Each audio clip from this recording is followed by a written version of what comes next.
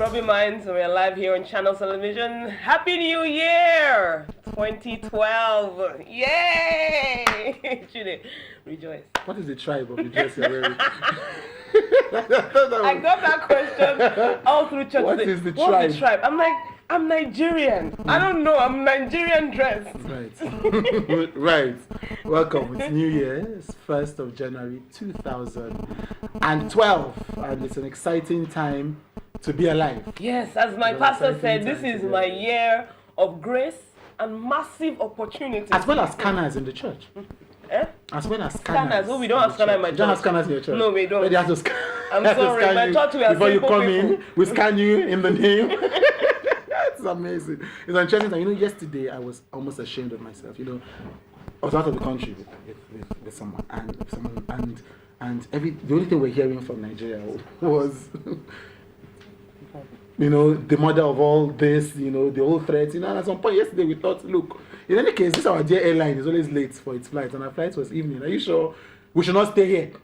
Because we don't know what's going to happen in Nigeria. And honestly, it was a strong consideration. Why don't we just stay where we are and let whatever is going to happen in Nigeria over this 31st to the 1st, let it happen before we come back. We're grateful to God that we decided against it, you know. And for me, it was a very poignant moment. Sometimes you ask why people outside the country don't come back home, and there's a small temptation to just do the safe thing. I think I tweeted a couple of days ago. I'm like, look, I'm going to renew all my visas. You know, I don't know what's going on, but you know, let my visa be let it just be reading 2015 to expire. You know? But I think that I was proud of Nigeria, straight from wherever, from Ikeja Airport to the church in Lekki, and you know, to see people in their churches. Yeah, I mean, and a lot of people refused to give in. People came out. People came out. People nobody wanted to say. Most people didn't stay home, even though, you know, of course, trust our BlackBerry broadcasters who will go to hell for sending messages that keep people. No, excuse me. If you're a BlackBerry and you send messages. If you're an independent reporter for BlackBerry, if you do the B report, you know, this is not the year. We've had enough. You know, last year. No, but you know, people refused to be scared, and they said, you know what, 2012, I'm going to spend it in the house of God. You know, I'm going to spend it. Even those who didn't spend it in the house of God. You know, also people just, with fireworks, you know, nonetheless. They just didn't stay home. No one got scared and said, you know what, I'm not going. So people went out. And, you know, I mean, no matter what, I mean, that's the Nigerian thing. We will keep on going. I'm not sure that's a good thing, but it's, you know, whether we'll keep on going. It's a good thing. We'll keep on living, like you said. Last Sunday on the show, we found ourselves suffering and smiling because that was the Sunday that we got the sad news of deaths at St. Teresa's Catholic Church in other parts of the north. Yeah. And so we're glad today that we don't have such sad news. But we have some news about the subsidy being removed. We have some news. Yeah, I mean, flashing on your screens. Right. We'll come back to that. You know, this is a review show. We're reviewing 2011 with an eye on 2012. How will the events of the past year lead us into a new year? So we'll be talking politics, the economy, we're talking entertainment, we'll be talking marriages, divorces, you know. On the light side, you know, what happened in Nigeria in terms of different aspects, you know. Yeah. I mean, last year was the year of the Kim Kardashian divorce. Was a major year. Yeah, I mean, Beyonce got pregnant. There's so many major things that happened, you know. Just, you know, wow. All right, we'll take a break. When we come back from the break, we'll take our senses back, and we shall introduce you to our sane guests after the break.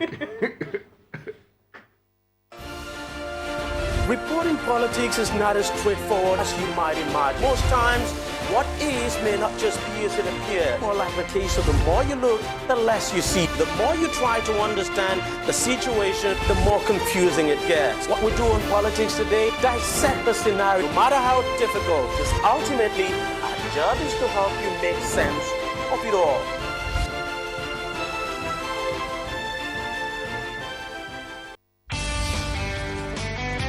Art is a story. On Art House, we start from the beginning. The mixture of colors and the brushstrokes. The chiseled wonders that link art and science. The steps in each performance.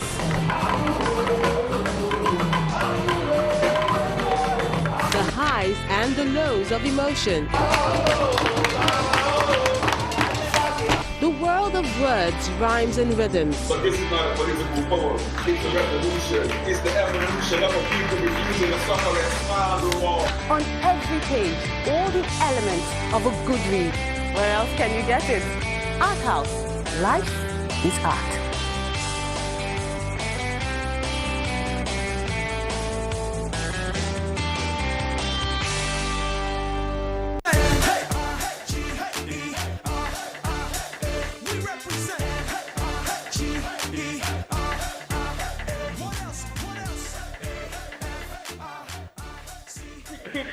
Right.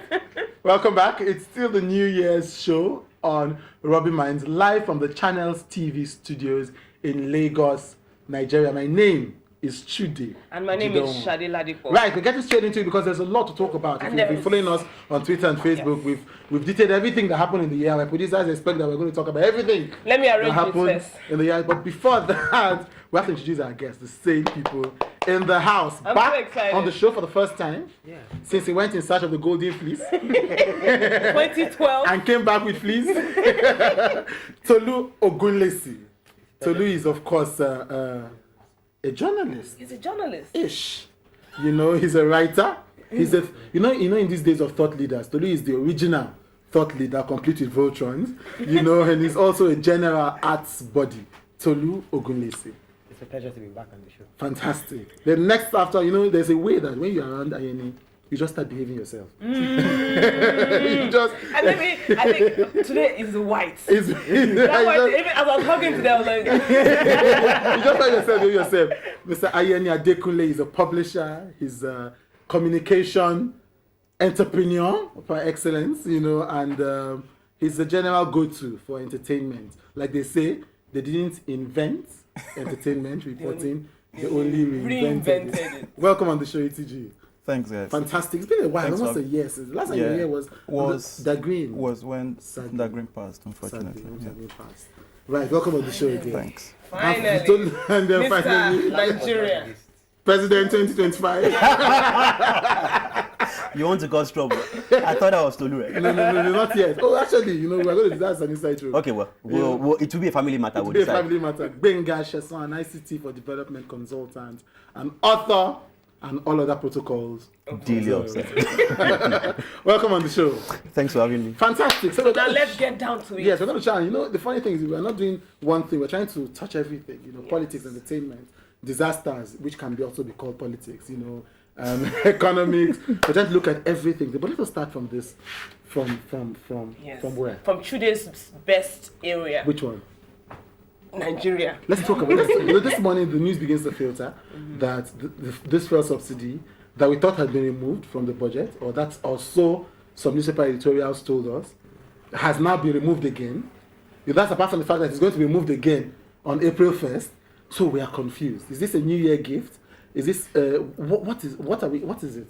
It's an extension of the game that the transformation administration is playing. I think this this agenda is very clear. It's about confusion. Confuse the people, test their spirits, and when you're confused, you don't even know what to do. Because really, the budget not talking about fuel subsidy removal does not mean that it's been removed or not. Because ideally, experts have now told us that it's a line item that is not even listed in the budget. It's a first line item that doesn't even come into the revenue account at first before it's removed. And the funny thing is, the same government that said April 1 is now saying today, well, what we saw scrolling on channels didn't put a date, but trust Nigerians, we put a date to it. And whatever the case, I know this is evidently, and this is my personal belief. We had a tragedy. The president came out, finally listened to reason. 6 days after. Finally. Well, that's why the New Year has been postponed. I'm sure you got the memo. The New Year is now January 7th. Since the president did not visit the blast place until 7 days later. The idea is now maybe taking advantage of this kind of, the president now come out strong. Let's test them. Let's see what they. I just hope Abuja is ready for what will come after this. Because if indeed this is done, well, some of us have bought one-way tickets already, so we've packed our bags. Tell me what will really happen. What are we going to do? It says a lot about about governance. If half of governance is about communication with the governed, then I think we can establish that this government has established a pattern of governance with miscommunication, all bound up together. And for a government that went on Facebook, that's active on Facebook and on Twitter, I don't think that so it's this an is the way intentional to- miscommunication. Well, I have a feeling that yes, because the more information people have available to them, if the whole subsidy thing was clear, Yeah. then it's easier to befuddle the governed. But as long as you keep it, as long as nobody Keep it knows on that, exactly where is the fuel subsidy, you've now Because I was about to Benga has ask- explained I that was about to it's not ask now. even it's not even listed in the budget And normally. searching the whole 2011 budget, not, Yeah. 2011 budget, 2010 budget, not one There's thing no said for line. subsidy. So not even understanding this, it shows that maybe in 2012 we should continue to expect. Now that we started on this note, this is the first of the year. We should continue to expect that much of the governance that will come this year is going to be. Sorry, please, are they going to increase the fuel or not? And I That's was the going to comment there. I was going to comment there. What she just said, that, okay, are they going to increase? You see, I said something in December. I can't remember who I was speaking with that. You see, the average Nigerian, the guy, I went for a wedding just last week somewhere in Ajangbadi, after Okokomaiko and other. I grew up in that area, and it was the first time I was going to that area in years. And I saw poverty. I left there, I was messed up. And I'm like, the average person on the street, people who walk on the street, people who sell akara, people who sell in the markets, the masses, they don't understand what we're talking about. So he was saying about confuse the people. You see, if you and I can discuss, we understand only to a certain extent. Yes. Yeah. So We don't like English. Yeah, We so, don't like English. so as it is, what the average guy in Shomolu, in Mushin, in Badagry, Nigeria wants to know is, if they are paying 65 naira today for PMS, how much are they going to be paying? That's what the prime How does minister it- said how does it about affect- 130 something naira. So are they? How does it affect the cost of other things, gari and beans and all their kids' school fees? So for me, I think we have a governance system where it seems as if maybe because we did not elect them to get there, maybe because the people there, we did not vote them to get there, they don't necessarily care about the people that they are supposed to be governing. They might have a point. I mean, like during the last regime of Obasanjo, I mean, you see policies that genuinely they meant well. Yeah. But you see, there is a way they say if you there's a Yoruba proverb that if you take off something from the dog's eyes like that, you show it to the dog. So because why taking it off is painful. Yeah. You understand? Yeah. So you show it so the dog understands that it's for their own why I good. You went through understand? the pain. So I think it's communication and understanding that we are the Nigerians. It's not those in Aso Rock. It's not those in Abuja. It's the whole lot of us across. Okay, you missed the memo when the president said there are two sets of Nigerians. They're the one that some in Alto Rock are different. It's just that he Yeah, called are free different. and fair. Incidentally, two weeks ago, there was a Why Nigeria editorial that asked, is this government by confusion? So that seems to be a dominant trending topic. Yeah, there's still so many. But he mentioned free and fair. He mentioned election, which is something we want to talk about. So it seems that Nigerians forget that in April there was an air of euphoria. Something that was striking for me, also as an editor of some sort, is how even in different newspapers and media houses choosing persons of the year, that Atahiru Jega's name didn't show. Yeah. Because in April, this man was The hailed Guardian mentioned him in passing. in some way as we're moving towards achieving. They mentioned him. It seems like we've forgotten about this world acclaimed free and fair election, or that we've changed our minds as to the freeness and the fairness. What happened? It was, was it so inconsequential that we all forgot? Honestly, this was my conclusion after the elections, that I saw the numbers. We were doing monitoring, and I looked at some of the numbers. They didn't look too right to me. So people complained. But during elections, this is what Nigerians do. Nigerians consider this, okay, now we voted. What makes the most sense so that we don't struggle and start complaining and all that? Let's just take it like So that. under June 12th. Because I saw a lot of tweets recently, and so Nigerians, honestly, the question is not did we vote them in or not. Even if people voted for anybody, there's a disconnect between government and the people. How do you explain when there's insecurity in the land that a president budgets for you know, another bulletproof car for himself and the vice president, 5 billion naira for a robotic bomb detector, and so much and so that. All that for Aso Rock. And the people, a few weeks later, you're not talking about. So there's a disconnect. There's no social contract. So I guess this is why it looks like we've moved on from elections. Okay, well, I mean, this 2010 will not be complete. 2011 will not be complete. We didn't talk about the disasters that happened. Are you wishing for the days before Jonathan? No. No, they were not any better. Let's talk about the disasters that happened last year. I mean, unfortunately, Boko Haram has come.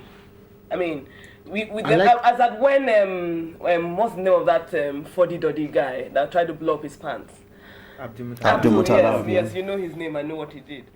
I mean, as at when he blew up himself, Nigerians we went on Twitter saying, "Oh, Nigeria, we're not that way. We are not." True. But it's so amazing that we are now a country that they put it there and say, you know, every day there's some kind of information about a bomb going up somewhere. How did that happen in such a short time? How did we become a country of bombers? When you say that the world is becoming a global village, we most times do not think generally of the implications. It's usually for good and for bad.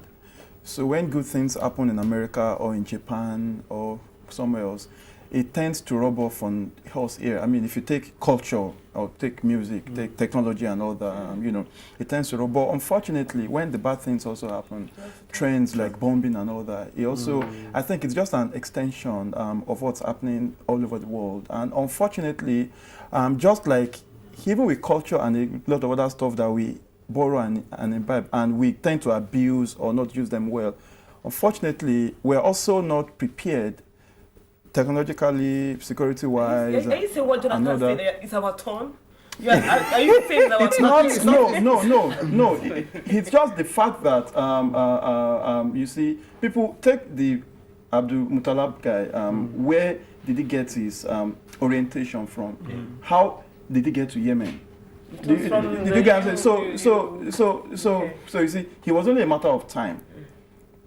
For me, I understand that he was only a matter of time. The challenge there, which is the same challenge with all other aspects of our structure, is that we were not prepared to handle the disasters that were coming. Then, if you're not prepared for something and it happens, how do you rise up to that challenge? No. Let's talk about the coppers. You know, what happened during the election period and after the post-election period, how, you know, I mean, the issue of losing so many coppers last year was, I mean, we've had that issue of the insecurity of our youth coppers over the years. But last year was something else. Well, I find it hard to buy that argument, you know, that these things are new or something. We have always been in a land where lives have never mattered. In Delta State in 1998, 1,000 people, you know, that fire disaster, 1,000 people. Lagos bomb. The Lagos blast after that, you know, was I think 98, the Lagos Canal, you know, 1,000. We have always, people have died in their thousands. And when we are talking, there's a spill, there's a suspicious spill somewhere in Niger Delta. That's been cleaned in reports. You know, so people have always died in large numbers here, outside of war circumstances. You know, let's forget the civil war and the estimated 1 million plus people who died. You know, talk about people who have died since then, you know, in a land that is not at war. You know, so go back to the 70s to the 80s, you know, we're talking about Boko Haram now. Before there was the Maitatene in Kano in 1980. You know, people died en masse. Nothing, we are not exactly moved. You know, half of these things don't get any monuments. A few do, which, you know, we get abandoned over time. So there's a pattern. You know, these things are all, there's nothing new about, in one sense, about these things. You know, so the coppers, but what now happens, unfortunately, is that, you know, when coppers die, coppers are, they come from all over Nigeria. You know, we all sort of take them as, you know, government kids. That's why we, you know, it's what, if I would use the example, you know, what Tejuko, the novelist, was saying on Twitter a few days ago, that, you know, these things don't matter as long as they affect a certain class of people. But once the middle class gets involved, you know, once the more educated get involved, then as long as Boko Haram was in Maiduguri, Nobody. we didn't. When they moved to Nobody Abuja, cared. Yeah. when they moved to Abuja, the seat of And government. then I think So it says a the lot social about media as well. I was going to say That that. was that was Social something. media, yeah. That was social- something and that the social really media as brought well. out. So it the says something information, about yeah. how we how we assign value to these things, and it's set to continue that way anyway. And my biggest worry, honestly, is that we're getting used to this thing. We're getting- we're Wait, getting but used to it. I want you to talk about the absolute rape. Because we're talking about social media. Yeah. Most of these things Oh, yeah. came to the forefront because of social because of media. Definitely, So the absolute definitely. rape, even the just crisis, Yeah. there are Yeah, people yeah. who are able to call, Yeah. text, tweet, and say, look, this is what's True. going on. Move from here and here. Don't forget that initially, the way we used to learn about events was you basically read yesterday's event today. But now, as it happens, it's breaking news, Real time. real time on Twitter, and that I think was what happened in the case of the absolute rape that made it really, people were angry. So basically, Nigeria is a collection of angry 160 million people who basically wait for one incident to gather around it, which is probably what's going to happen with the fuel crisis. But that's the idea. And we move from incident to incident. Incident to incident to incident, and that was what happened with absolute. People saw the video. Some people didn't see it, heard about the event, got angry. The collective anger led to some form of action. Hopefully, it's fully resolved. At least, thankfully, now we have a, what do you call it, a toll-free line by the youth ministry, which will soon be 24/7 because now it's still Monday to Friday, 9 to 5. And somebody said, what if the lady is being raped at 6 p.m.? Does she wait till Monday morning I hope or the something toll-free like that? line is working eventually. I think it's Yes, working. it I think is. it's Because working. I know is, Chris but- Idero tried to call several times And it didn't go. and it wasn't working, So It had better be Like you working. said, us, So- just did a film. I mean, Yeah, Big Daddy, look at what Chris did. I mean, Chris put together a short film on rape. A man. At this, they don't understand.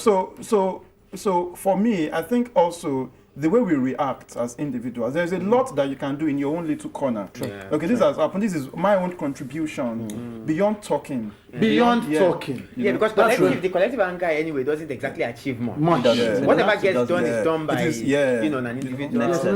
When we come back, I want to talk about important issues. Yeah, but like the Kim influence Kardashian. of Linda Ikeji over our lives, Like the And I return of blame, Jennifer. Linda Ikeji makes the 300 events, things, places, and people that shaped 2011 on the net NG, which has Ioni's hands behind it today. And then, as if that was not enough, makes 65 people To watch who out. are to watch out for in 2012, Is that for 300 plus 65 to make 365? 365, Oh, okay. One person per day. So when you talk about how this woman is controlling us, The big sister. the big sister, and other issues around how people have connected with social media, and as well, it's Two-Face a representative of Akon or not, and who is a representative? Bikonu, we'll take a break. After the break, we'll stop talking about sad things and try to cheer ourselves up a little.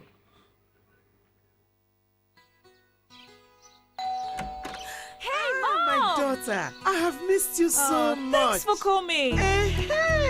This is a very beautiful carpet. I just had to get a Nobel carpet. It's really lovely. Come in. I'll show you the other rooms. Beautiful. No, Granny, it's wow. It's and this room is where I will be camping. No problem, Granny. Your rent is to tell me a story every night. Okay, I will. Get your quality carpets and rugs that are sure to excite you from Nobel Carpets and Rugs, your interior designer. Buy Nobel Carpets and Rugs and you could win a Kia Rio car. Also win an assured gift with every purchase. Terms and conditions apply.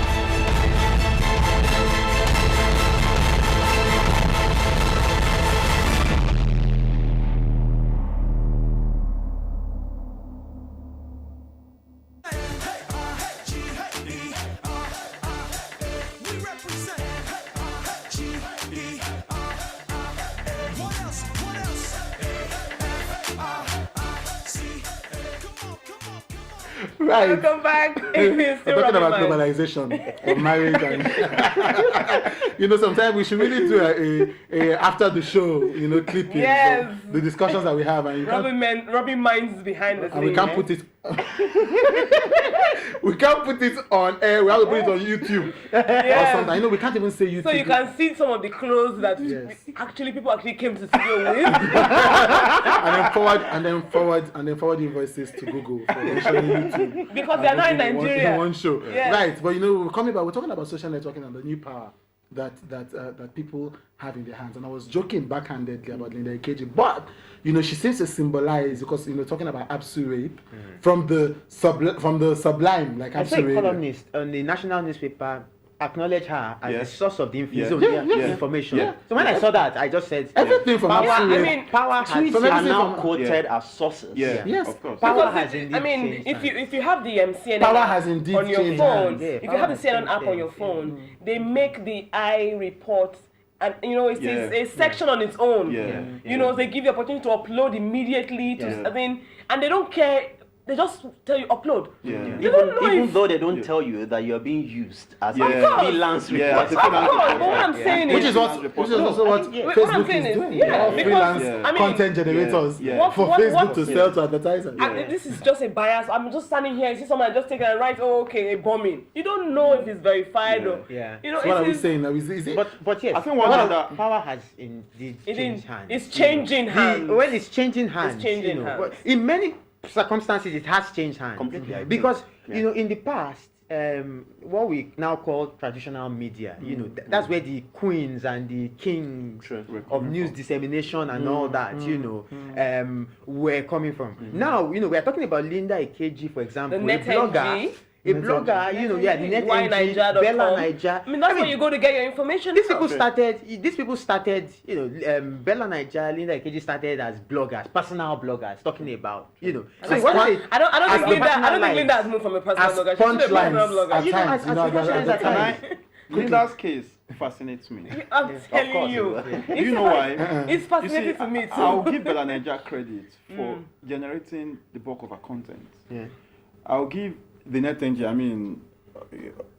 for obvious reasons. Why Naija? I'll give Naija such serious work, and all the other guys, question mark and all of them. 360 knobs and everything. 360 knobs, very good job. Linda Ikeji does not generate content, the bulk of her content.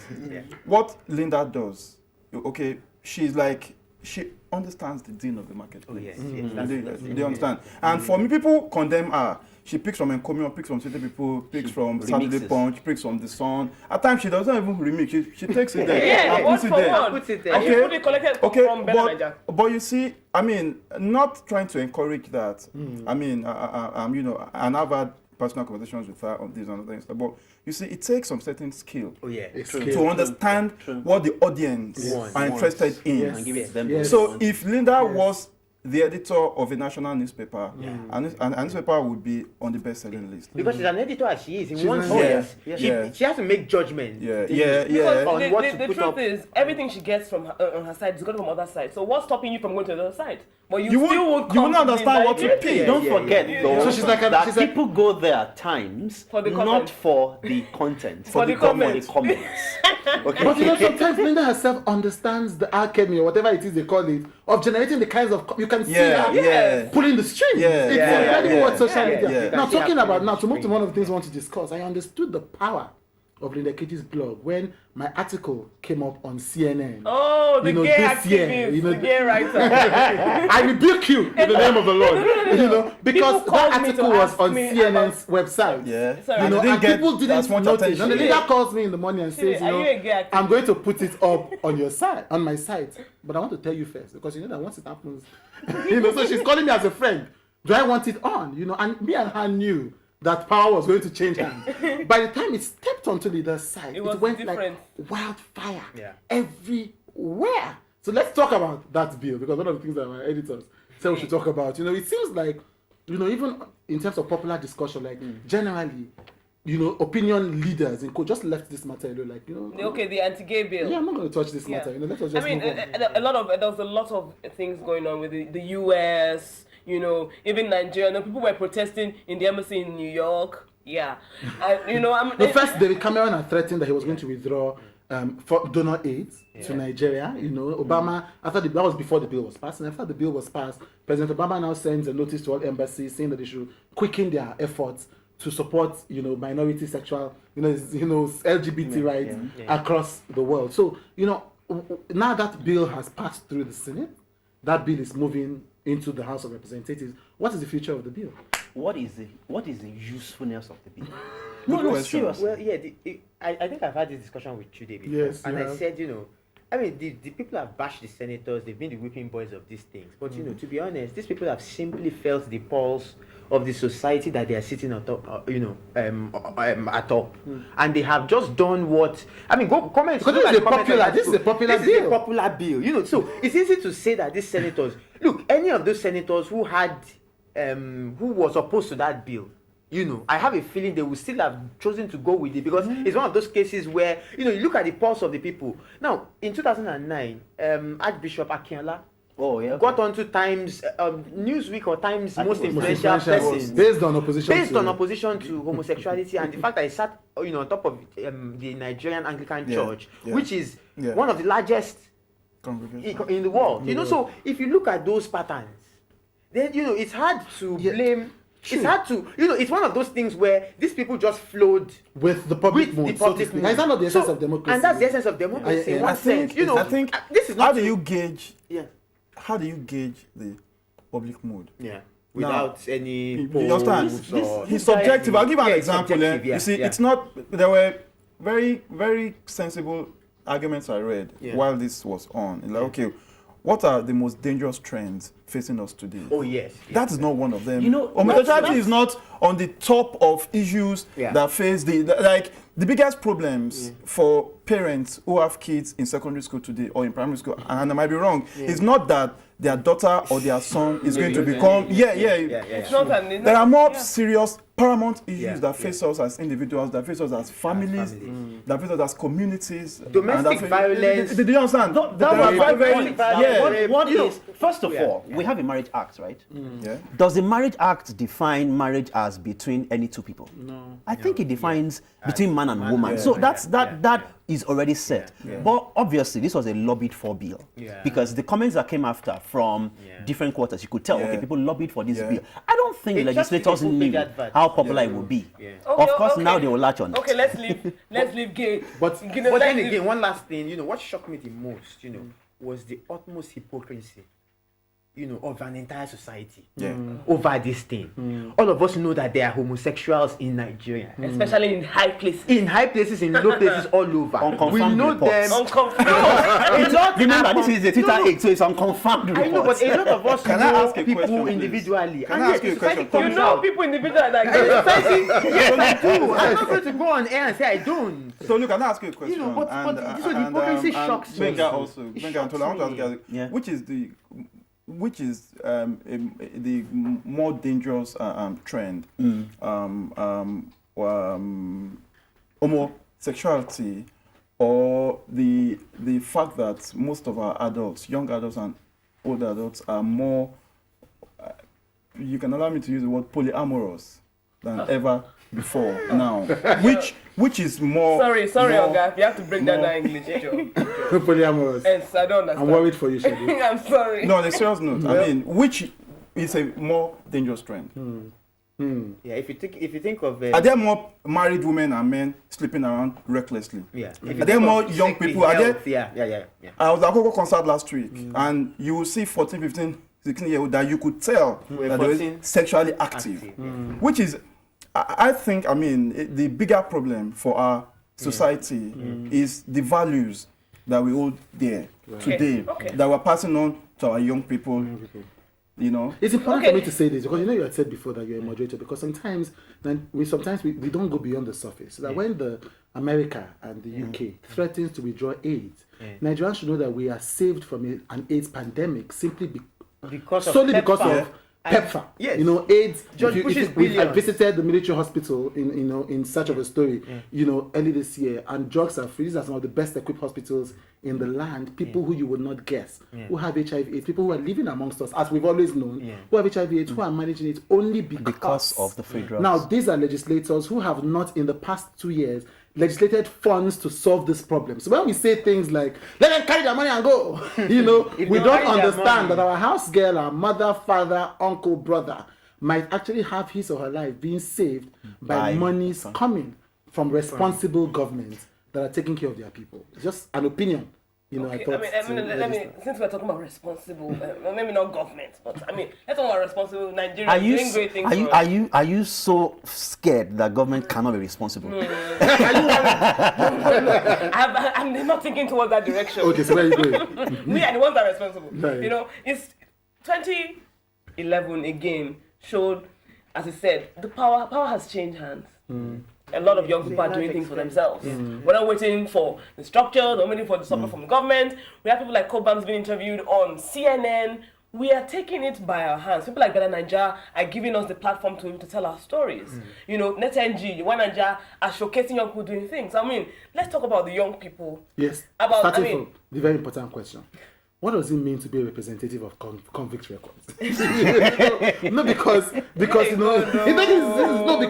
know, hold on. This is important because as young Nigerians are breaking into the international space, we have to understand what we are doing, where it's progress and where it's, you know, because I mean, there was a much praised move, you know, between Kanye West and the band that has multiplied. You know, he was with their performance in London, you know, there were rumors that he was in Nigeria, etc. No. You know, and then, you know, there's an announcement by Convict Record, which is led by Akon, that some Nigerians have become representatives, you know, which was broken by NetNG. No, but the rumors were first that they were signed on. I think it's a duty of the media. You see, I was with an artist last night and I was explaining how the media works. You see, I think we also need to exhibit some sort of caution. It's easy to sensationalize. Okay, you know, most of these things we call signings and all that. Akon was at the HP slush party. Okay, he was in Nigeria for a lunch. You know, and they were having fun. Akon and Wizkid's management have been discussing. Akon and Two-Face have been discussing. So talks had been on. Everyone knows no contracts have been signed. You know, so Akon, from what I gathered, excitedly, you know, announced that, man, these are my guys. He even tweeted it. He did not tweet that he has signed on. So Akon's communication was clear. You see, but it's better news to say Akon has signed to Two-Face and P-Square and Wizkid. Yeah, than to say Akon. You know, so I think the media, we need to be a bit more cautious when we report. Even if Akon says he has, I mean, Face played me a tape a long time ago that when he was in Ghana with Akon and Akon had signed him, and I took it with a pinch of salt. And when someone met Akon at Monaco that year, Akon said he didn't even know who Face was. Meanwhile, they had met, but do you know how many artists Akon meets on a daily basis? You understand? So don't forget, for me, apart from the media also, there's the fact that we have this fundamental belief that if it's outside Nigeria, if it's in quotes international, because don't forget that to the person who lives in the US, whatever is coming from the US is local. But as far as we are concerned, anything from anywhere is international. If it's international, even if it is from anywhere, as far as it is non-Nigerian, it's good news. That's another reason why even when the media tries to report to say, okay, representative, people just go to town to say, the guy. And I give EME credit, and I give EME and Two-Faces people credit for actually coming out boldly to say, yes, talks are on, but no documents have been signed. Good. But there's also something about they could have claimed it and say, There's something about our attitude to facts as a nation. You know, I once heard a former minister say publicly, you know, that she's often called Dr. Mrs. This, but she doesn't have a PhD. You know, so there's something about where the way we just allocate titles, allocate awards. You know, you heard that somebody has been, the most common one I think is the UN ambassador thing. I was going to talk about it. You know, every year they say, we have so many UN ambassadors. You know, and it does on me. You might actually ask UN and they will say, we don't know who guess what? I'd mentioned this to Chude before. I've served on 2 different UN committees. Okay, and I know for a and I was telling you this. You're that I am not a UN ambassador. But okay, and I know for a fact that many of these UN ambassadors became UN ambassadors because a group of young people affiliated with the United Nations simply invited them to an event and called them a UN ambassador. And of course, if they call you that, so that Benga is a hater. That's a society at the bottom of what we call 419 and all those things. It's an attitude like our this. loose relationship with facts. You know, and sometimes I see, sometimes I wonder whether NetNG is into, some not learn bad thing from these people. Whether NetNG is really in the page views business because of course anybody who's online keep, holding on. So you keep hearing UN ambassador this because they want to confirm. I'll give an example of why it might be difficult for the NetNG to be number 1 in a long time. Okay, our guys will sit on news for days, even week, because they could not reach one of the people. Okay, and then by the time they're trying to confirm, the news goes stale. I'm like, if you say Idris beat up J1, don't just tell us that Idris are beating up J1. Did you speak with Kenny Ogungwe? Did you speak with Idris? Who was there? Who was an eyewitness? They said Kafi gave birth a few days ago, and I was on the back end and I saw it, and I'm like, Kafi gave birth at Ogba County Hospital. Your office is in Okpebi, and you say you tried to reach out on the phone and the line were no. Don't you must forget, go to county. Many of these people see tweets and write a story. So there's got to be a process because you're working online. Does not mean you bypass the process of the traditional newspaper. That's I'm talking generally though. I'm taking the entertainment industry as a whole. Exactly. There has been, the two phase. There's the Dibanj, which deal with Kanye West, deal being in the news world because No, but I mean, we actually saw Kanye sign something in a video. Then there's movie launches, damage, premiered abroad, return of Jennifer.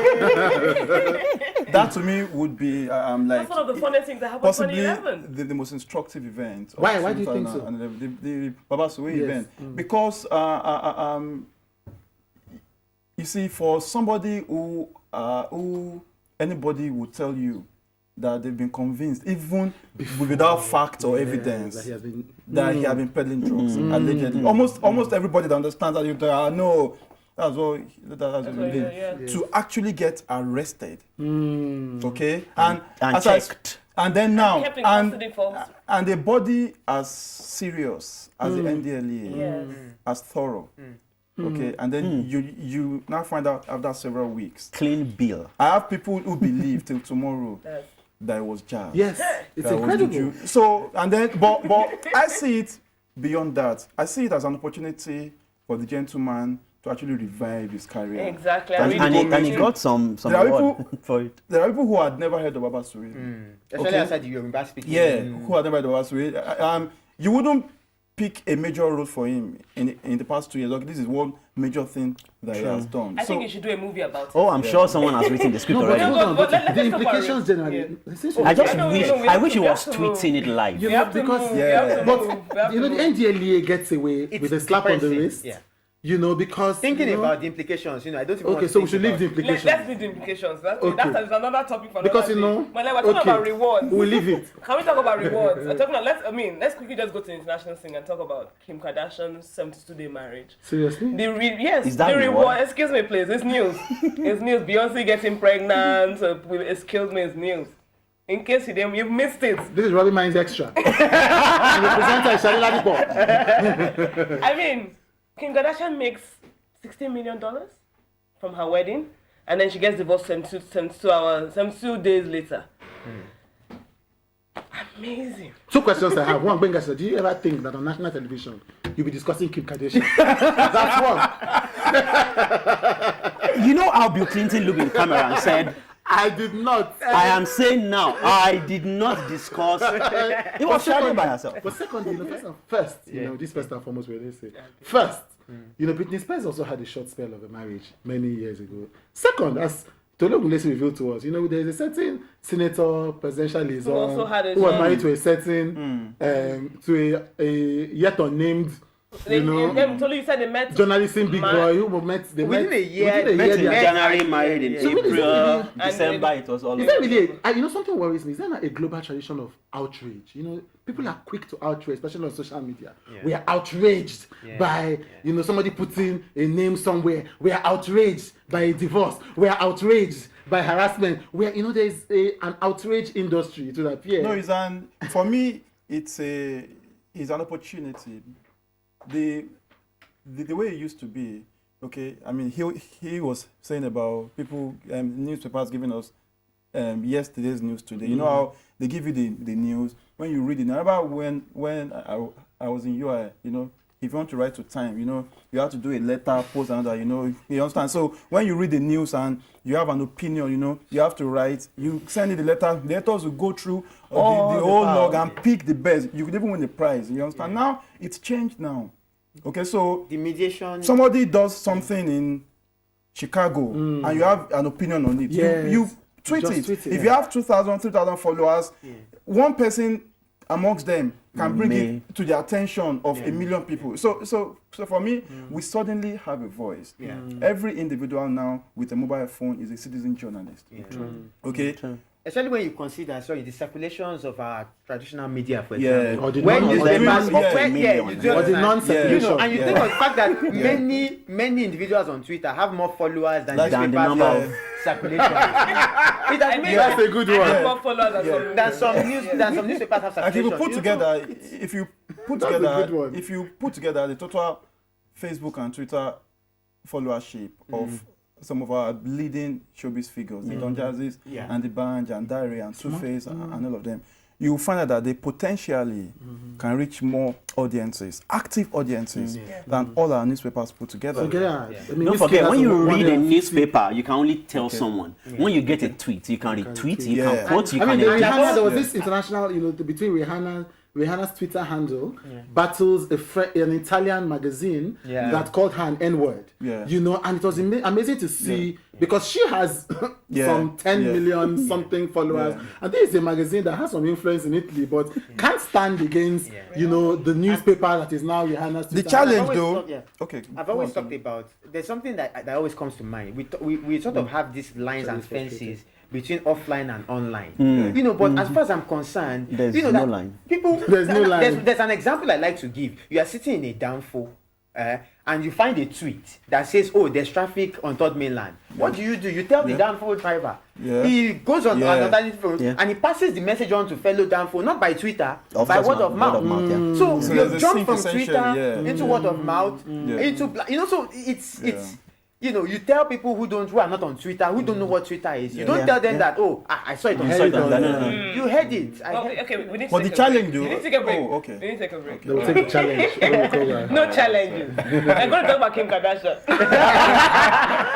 What have I done? We'll take a break. I'm just playing. During the break, we'll wash Shadi's head. And when we come back from the break, we'll talk about, you know, the people we lost in 2011. You know, and pay tribute.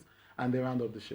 After the break, it's been the review show on Rubbin Mind, and we've been having fun talking about the things that have happened and tracing trends for the future from those events. After the break. At first, it's only anticipation that something is about to happen. This is one thing that makes life interesting. To compete not only with players across the field, but across the world. It makes me feel joy when we win and sorrow when we lose. The action and reaction colliding, falling, dropping, despite the odds. I love it because it brings me tears of victory, tears of joy. The skill that leads to the pass that leads to the shot that leads to the goal that determines the ultimate. Channel Sports, defining the moment of true sports.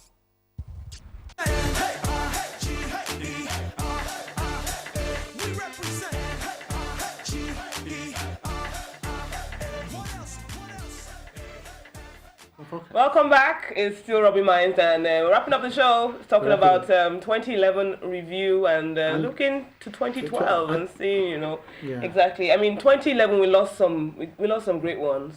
I mean, we lost some people that were like, yes, Osama, Gaddafi, Yes. I don't know that people said yes. With you on I'm saying yes. On Gaddafi, some people thought that was a, And then we lost some great ones like people. Taya Derinokun, the MD of GT Bank, Alexei Bro, who founded The Guardian, and the whole school of journalists, Christian Ibokwe, Amy Winehouse, Ashley Woso, the actor, Amy Winehouse, the singer, Alex Ikemba of Inewi, the many victims of Nigeria's insecurity. Sam Loco Ife, a legend, MC Love, who died, musician, Elizabeth Taylor. My favorite writer in the world, Christopher Hitchens. It's amazing, that man's mind, But quickly, we lost fuel subsidy. And the people who died out of many actions in security in the country, we say maybe their souls rest in peace. But before we go, because we have to go, I would like for you guys to make a forecast, something that we're going to hold you to on the 1st of January 2013. If you say one thing that you think will most define our lives this year, Ayeni, what would you say it is? That will most define our lives this year as Nigerians. Technology. Tolu? Technology. I was going to say technology. And my own quick example, last year, Waka Now, Due, all of these websites are going to become increasingly important in the way they shape our lives. And I have an eye on the CC Hub. And CC Hub. Yes. I always say CC On Friday in Lagos, there's going to be a small meeting of tech, tech people, with an eye on Nigeria 2012 and onwards. Now, Nigerians know, it's obvious we can't rely on the traditional things like oil and gas and all. The future is clear. It's technology. Where an average person who comes out of school does not have to come out of school with a CV looking for a job, but can come out of school with a business plan and a website and start almost immediately. I think that would define 2012. We're already a country of people who know government is busy with Abuja and we have to take care of our own lives. And I think technology will play a major role. Which is interesting in helping. Because the next edition of Y Magazine is the new establishment issue, and we're taking a look at all these new ideas: CC Hub, Yanibo, Deal Day, everything, Jobberman.com. Yes, interestingly, we're looking at taking a new one you will hear in 2012. 12 young people under 21 who are doing amazing things in next edition. Something that I want to watch out this year is the battle, if they come, between Hello Magazine and Comion when it comes online and Linda Ikeji. Okay. Not Hello. Okay. That would be interesting to watch in the next year, right, Shadi? I had fun. Yeah, you are watching out for Kim Kardashian. Okay, thank you guys. Thank you, ATG. Sorry. For the record, he watches it and he enjoys the show. Thank you, ATG. Thank you, Tolu Ogulesi. Thank you, Benga Shesman, for coming on the show. It's been a fun show. To continue the conversation, follow the hashtag Rubbin Mind and follow us at YNiger on Twitter and on Facebook. And all the information about the show and all the things, www.yninja.com. Same time, same station. Keep safe. Next time.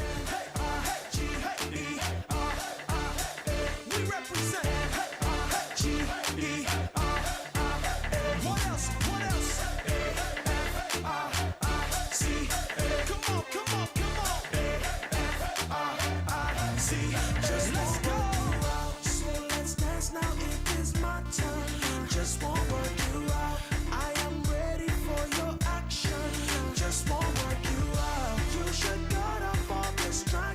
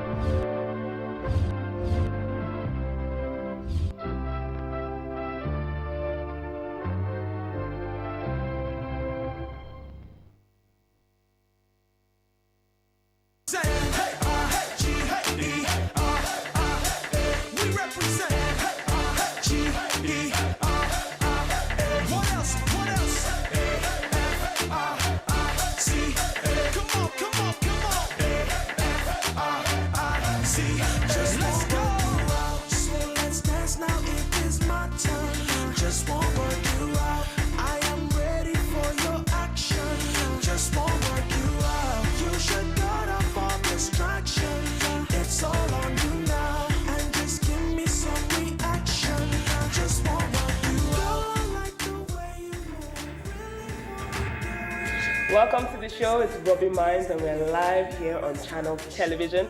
My name is Shadi Ladikwa, and thank you for joining me. And